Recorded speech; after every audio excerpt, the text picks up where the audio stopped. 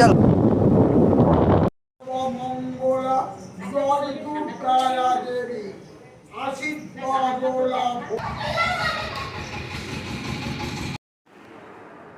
Hello guys, তোমাদের সৌনীল ব্লগসে নতুন একটি ভিডিওতে স্বাগত।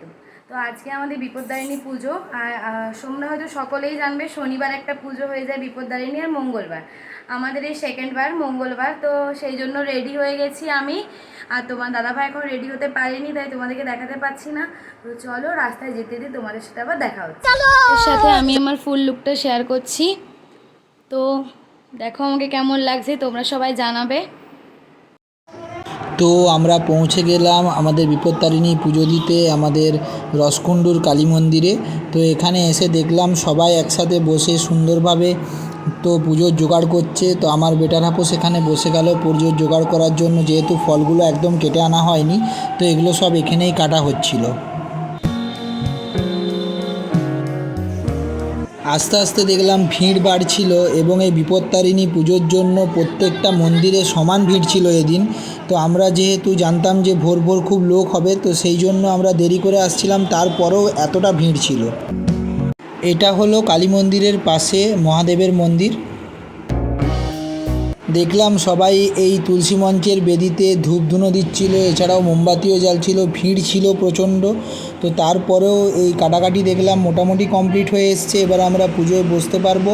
তো সেই জন্য আমরা রেডি হচ্ছিলাম যে পুজোতে বসবো বলে।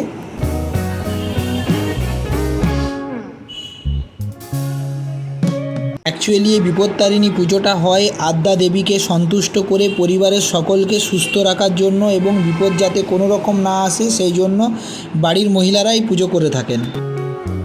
তো বন্ধুরা, তোমরা দেখতেই পাচ্ছ যে আমরা এই জন্যই এই মহাকালীর মন্দিরে এসেছি পুজো দেওয়ার জন্য, এবং আমার বেটারা বাইরে যেহেতু করছিল সব কিছু রেডি করছিল, এবং রেডি করার পরে এখানে এসে আমরা পুজোটা দেব।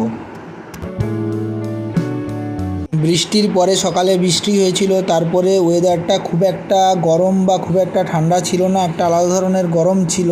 তো যেহেতু রোদও খুব কম ছিল, মোটামুটি জায়গাটাকে বেশ সুন্দর লাগছিল দেখতে।